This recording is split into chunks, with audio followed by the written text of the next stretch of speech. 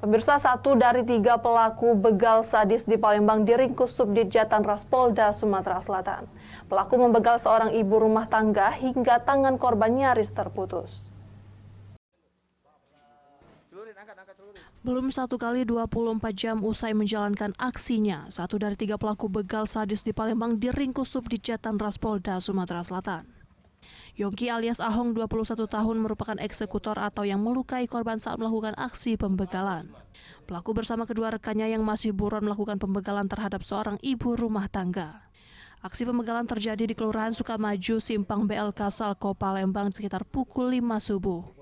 Korban, seorang ibu rumah tangga, dikejar dari belakang dan dipepet pelaku dari arah sebelah kanan. Korban ditebas menggunakan celurit mengenai tangan kanan korban hingga nyaris putus. Beruntung korban berhasil memutar arah kabur sambil berteriak minta tolong. Pelaku mengaku bonceng 3 saat beraksi. Mereka mengejar korban dari belakang namun tidak berhasil. Kini motor yang digunakan pelaku diamankan sebagai barang bukti. Dalam pemeriksaan, pelaku ternyata seorang residivis dalam kasus curanmor, penganiayaan, dan pembegalan. Setiap beraksi, pelaku tak segan mengancam dan melukai korbannya dengan senjata tajam jenis celurit.